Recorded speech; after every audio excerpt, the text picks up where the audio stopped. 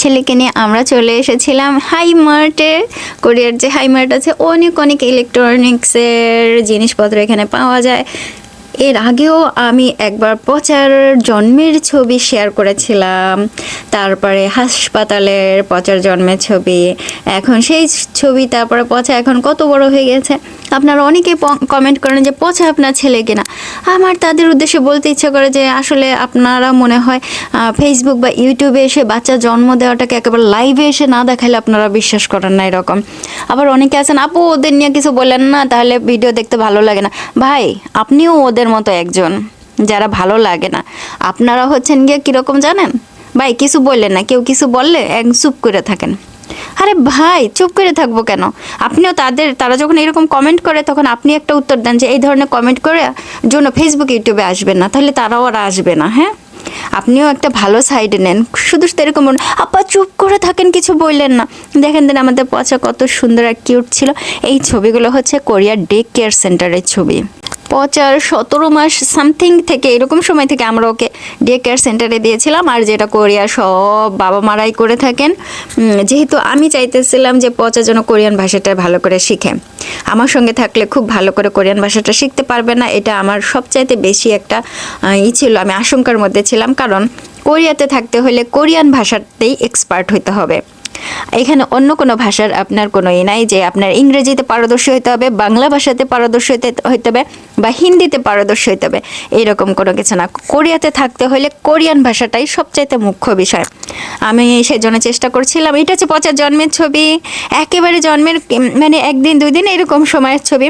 আর এইগুলো এই যে এই ছবিগুলো, হ্যাঁ আমারও কি এই যে আমার হাসপাতালের ছবি।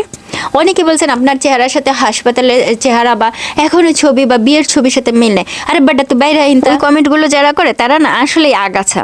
আরেকজনে কমেন্ট করছে যে আপনার ছেলে একটা, আর কোনো বাচ্চা কাচ্চা নেন না, যদি কোনো কিছু হয়ে যায়। মানে এনরা সমাজের এক একটা কিট, আমি সত্যিই বলি কিট।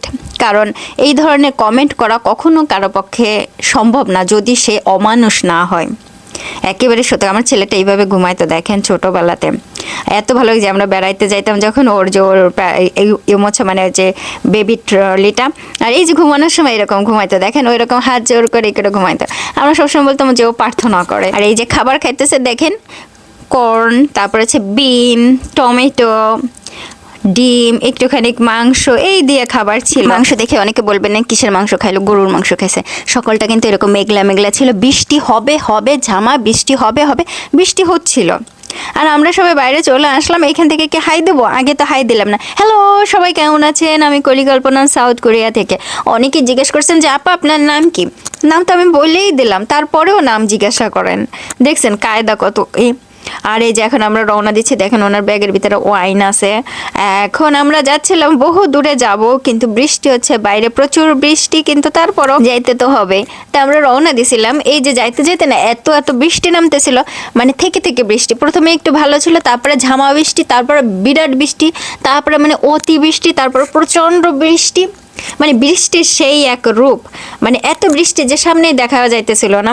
তখন কিন্তু আমি খুব ভালো ড্রাইভ করতাম, এখন আমি বর্তমানে ড্রাইভ করতেছি না। আমি অনেকবার অনেক ভিডিওতে বলছি আমার গাড়িটা বিক্রি করে দিয়েছি কয়েক মাস আগে। তারপর থেকে আমার মন এত এত এত খারাপ যে আমি ড্রাইভ করতেছি। জানি না আমার এই মন খারাপ কবে ভালো হবে।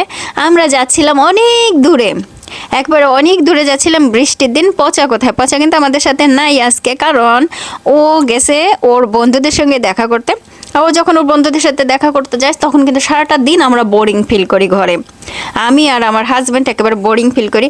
এখন আপনারা অনেকে দু একজনে কমেন্ট করছেন আপনার হাজব্যান্ড আমাদের দুলাভাই না।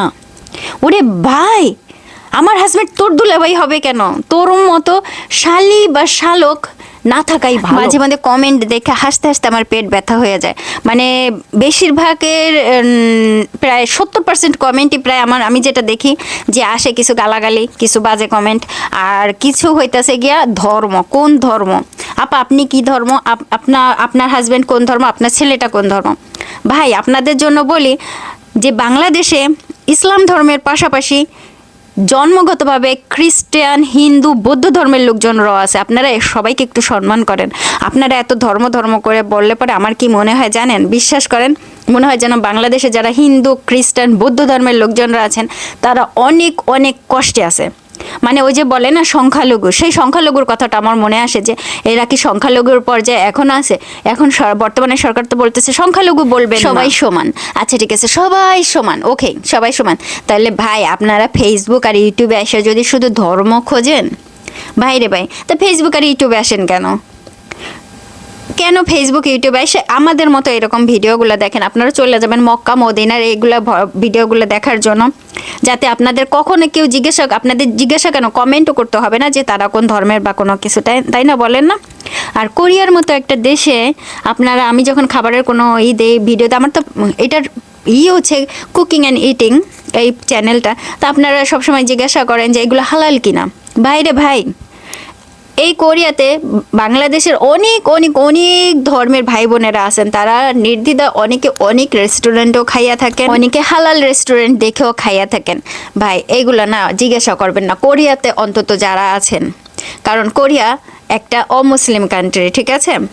আপনারা এগুলো জিজ্ঞাসা করলে তখন মনে হয় কি জানেন, আরে ভাই এই কোরিয়ার আবহাওয়া, এই কোরিয়ার পানি, মানে সমস্ত কিছু যেন অন্যরকম। পানিটা যে তৈরি করছে ভাই, আরে ভাইয়া কোথা থেকে আসে, কেমনে আসে, সব অন্য মানুষরা তৈরি করে, তাই না?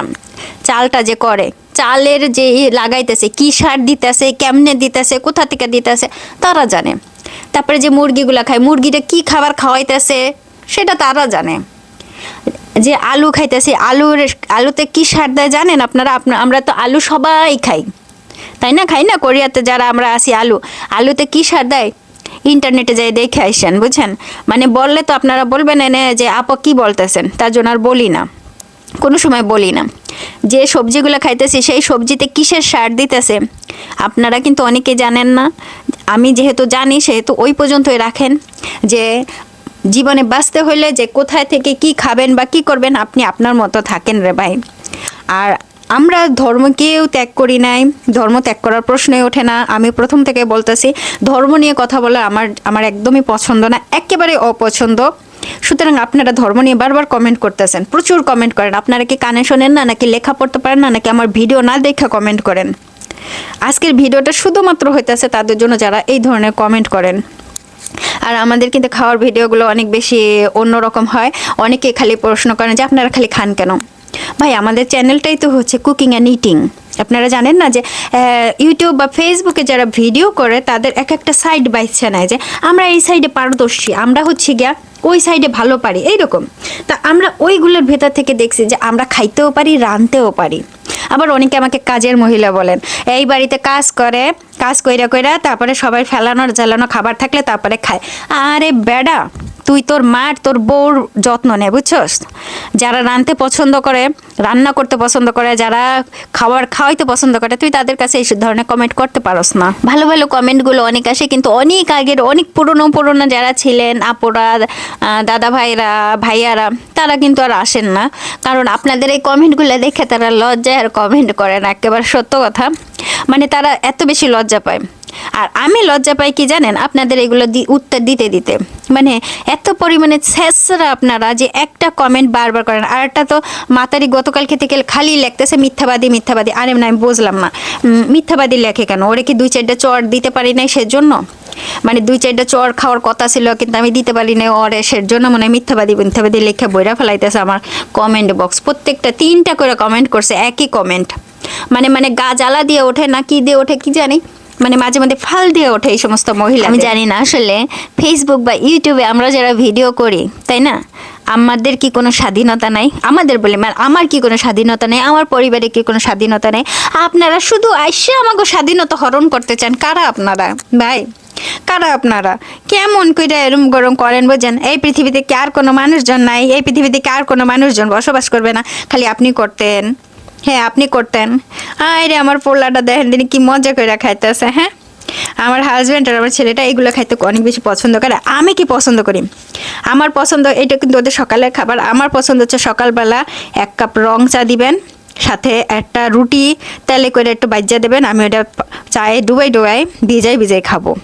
আর তা নাহলে মুড়ি দেবেন, মুড়ি ভিজাইয়া খাবো চায়। তা নাহলে বিস্কুট দেবেন, বিস্কুট চায়ে ভিজাই খাবো। আর দুপুরে তো আমার বাংলাদেশের খাবার থাকবে, রাত্রেও আমার বাংলাদেশের খাবার থাকবে। আপনারা শুধু বলেন এদের খাওয়ান আপা, আপনি খান না কেন? মাঝে মধ্যে খাই, খুব কম খাই। আমার বাংলাদেশের খাবার ছাড়া চলে না, একেবারে সত্য কথা। আপনারা হয়তো বা দেখলে বুঝতে পারেন যে কোরিয়ান খাবারগুলো অনেক আলাদা আমাদের দেশের থেকে। আমাদের বিয়ের বয়স 16.5 বছর হয়ে গেছে, কিন্তু তারপরও আমি কোরিয়ার খাবারে অভ্যস্ত না। মানে এত পরিমাণে আমার ভালো লাগে না। অনেক ভাই বোনেরা কিন্তু অভ্যস্ত হয়ে গেছেন, একদিনে আইসা 2 দিন আইসা খুব ভালো ভালো বইলা খাইয়ে নিচ্ছেন। আবার অনেকে আছেন আমার মতো যে দেশীয় খাবার ছাড়া চলে না। মানে আমাদের হচ্ছে কি ওই রকম যে আমরা আসলে দেশের খাবার, ওই যে ঘাটকল শাক বাটা, এগুলো খাইছেন কখনো?